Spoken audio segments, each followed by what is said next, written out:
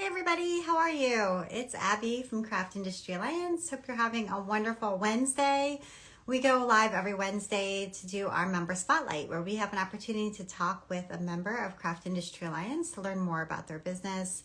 Sometimes we get to see a little bit of their studio space or see some samples of their products or their recent work, and it's always a lot of fun and very exciting.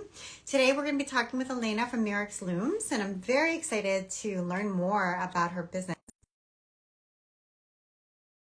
Would love to see a little bit more about it and learn more about it and maybe buy one myself. So I'm very excited for her to be joining us. And yeah, there she is. Hey, how are you?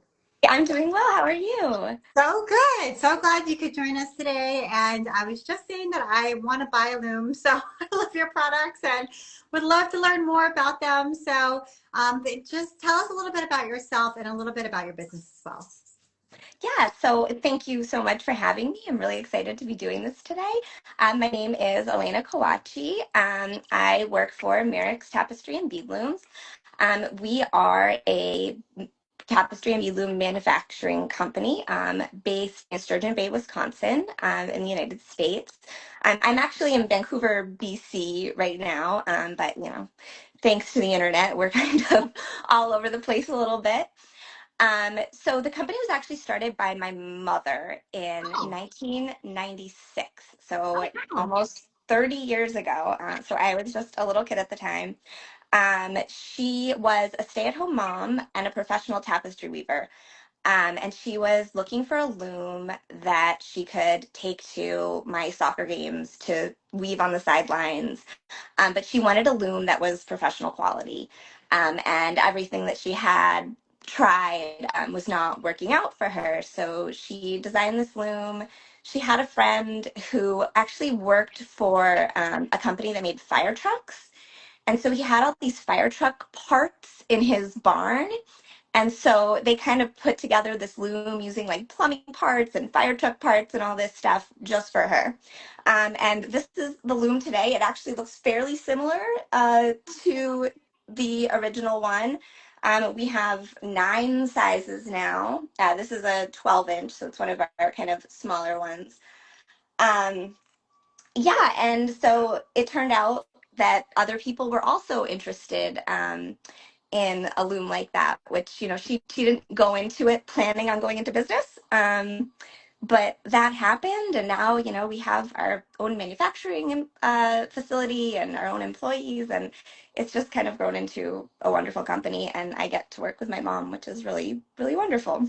Yeah, that is great. What a great story. I love it. I love the business story. I love that it came out of her personal passion and desire to have something portable and smaller than a loom that you might have set up in your room. And I think that really for modern lifestyles, a lot of people do want a smaller, apparatus that they don't have to necessarily have take up because if you've ever seen like a full size floor loom, like they're really big.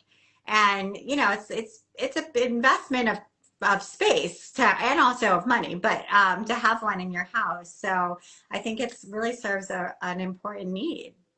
Yeah, absolutely. I remember being a kid, and our living room was just looms. We had like a couch, and then it was just looms everywhere. Balloons.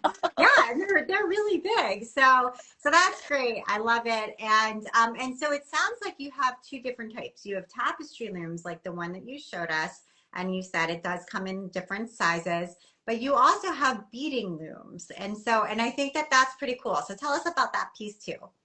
So what happened was, so originally my mom was a tapestry weaver. She wanted a tapestry loom. That was what she was focused on. And she met somebody who had a store that did sold fiber and beads. She became friends with this person. They had a working relationship, and she said, I wonder if you could weave beads on this loom. Because a lot of bead looms are very, very simple. They're meant for making bracelets or jewelry, smaller items. And there are a lot of people out there who were interested, especially at the time, starting to get interested in making bigger pieces. Okay. And so they tried it out and they came out with a method to use this loom as a bead loom. And that really took off. So you can actually use the same looms for bead weaving and Oh, tapestry weaving. And you can do things like this bracelet I'm wearing. yeah. Here's an example of one where it actually combines bead weaving and tapestry weaving Oh my in the God. same piece, Ah, which who is wants to make that? I want to make it. I've got everybody watching me want to make it. That's so it fun. is so that this one project really kind of took off this idea of Yeah, combining beads and fiber because they're both it's just so much fun, you know. totally. I would totally Beads take are a workshop and like come away making, I would wear it every day. I love it. That is Yeah, so yeah. cool. Very wearable stuff Yeah. too. Yeah, so they're actually the same looms. So we have this is the one that I showed you is our classic series loom. It has a shedding device, so you can, instead of having to weave over and under, this device actually lifts your warp threads to make it faster to weave. You can use that for both beads and tapestry weaving. It has a lot of accessories available. And then our newest, we have a series of looms called our pocket looms. This is our Chloe pocket loom. And these are little tiny looms. There's a 5 inch and an 8 inch, and there might be a new one coming up. Okay. Um, wink, wink. Um, that are, meant for being super, super portable. So you can throw Mhm. them in your bag, you can take them on an airplane, you can take them to a workshop. Right. But unlike a lot of very small looms, they have an on loom tensioning device, so you can adjust your tension while you're weaving, which is super important for having a professional quality piece, whether you're a beginning weaver or a professional artist. And it also has these little combs that can be changed out for different sets, so for different warp spacing. So you can weave beads that are where the warp threads are spaced really close together, or you can weave, a chunky Mhm. tapestry.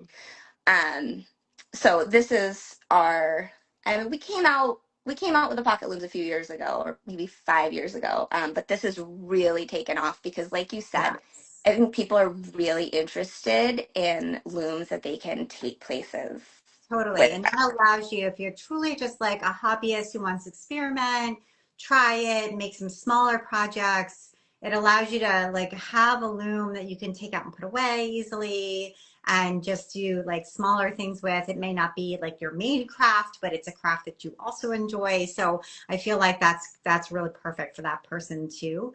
And do you sell directly to consumers on your website, or do you wholesale, or do you do both? We do both. We Okay. do both. So you can find us in a lot of bead and fiber stores in the United States, in Europe, and Australia. But we also sell direct to consumers. One of our big pushes as a company is to kind of build a community around tapestry and bead weaving. So we do a lot of free projects, we do a lot of tutorials. We've been doing weave alongs for many, many years, to kind of build that community around tapestry and bead weaving. When my mom started weaving, I was a baby, and at the time, tapestry weaving was not there wasn't a lot of information about it Mhm. around.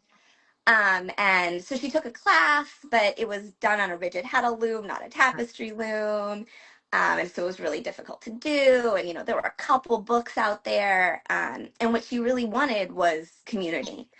And Mhm. so that's a really important part of our business model is, bringing together professionals and people who are totally new to weaving, to tapestry, to bead weaving, and kind of giving them this community to say, you can make something super simple. You can make a little beaded wrap bracelet on our looms. Yes. I But you can have a also beaded learn. wrap bracelet like that I bought from somebody and love. So I would love to learn how to make that. That is so fun. And that's a great, beginning thing if you're saying I'm interested in weaving, but I'm not ready to, make Right. super complex tapestries. Like you can do something like a wrap bracelet or like this one that I showed you before, the Yeah. like combining beads and tapestry. It's very easy to do. But it kind of starts you on Oh that yeah. journey It's of, a gateway oh, drug. Yeah, it's a gateway drug. So, so if you're listening right now and you're a shop owner or like a workshop teacher, I'm just thinking like, what the barrier is to be able to sort of start carrying this if you don't carry any sort of weaving things yet, but you really want to, or you don't teach any sort of weaving projects yet, but you really want to, yeah. sort of, I love that you have community of tutorials, you have ways for people to get started. But I feel like whether it's a yarn shop or a quilt shop, this is like an obvious like extension. Like your customers are probably going to really like this too. Mhm. And I just wondered like how hard it is for them, for somebody who's a shop owner like that or a teacher like that to sort of get going, I guess, get up and running, get going, get familiar with the product and be able to sell it, be able to support it when people come in the door and are like, I don't know how to use this, or I'm having trouble, or I want to take a class, that kind of thing.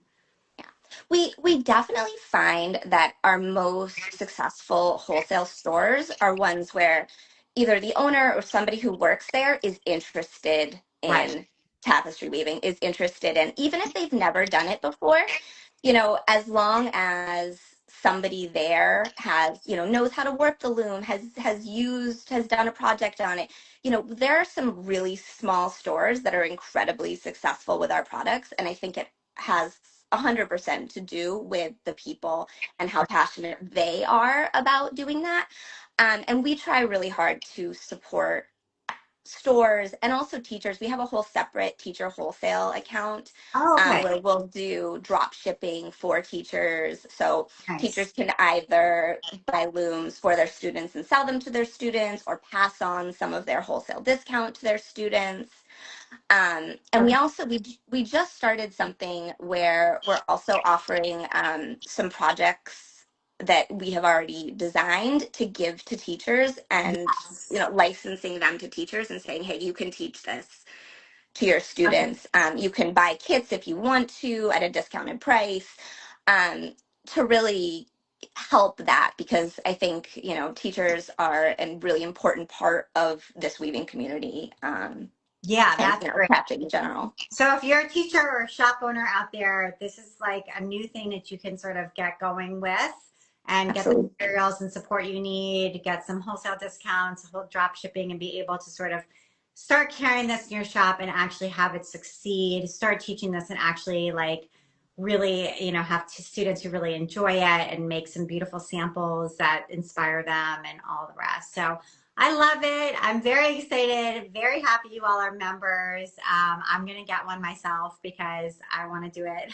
as well and make some things, some small things, some smaller projects. I'll probably get that little 5-inch one, but Yeah. I think it's super adorable and lots of fun. So tell us where to go. And also, what is the name Mirrix? Where did that come from? I was just curious. So Mirrix is a totally made up name. There was the word for miracle in Latin or something factored into it. I'm not exactly sure, but my mom kind of made it up, and she Okay. she loved the sound of it. Yeah, so that was where that began. Yeah. And our website is www.mirrixlooms.com. So Okay. Mirrix. And you can find us on Instagram. I guess that's what I'm talking from Yeah. right now, Right. at Mirrix Looms. That's great. Super duper. So go check it out. At the very least, follow along on Instagram. Do you have a newsletter folks can sign up for? Yes, absolutely. Yeah, if you go to our website, something will pop up, and we can get you. Yeah. Put your email Uh, address in there so that you're starting to get some updates and can keep this top of mind and think about it and how it might fit into your current business. Or maybe you want to buy a gift. Holidays are coming up. They're not too far off. So this might make a perfect gift. And we have one person who's here today said that they were gifted one. So from a neighbor. So there you go. You can definitely give this as a gift. I think I would love to get it as a gift. So sounds great. And thank you so much, Elena, for joining us and for telling us the story of your business and your mom's business. And tell her we say hello and thank you. And thanks to everybody who joined us today. yeah, thank you so much for having me. And thanks for everyone who's watching.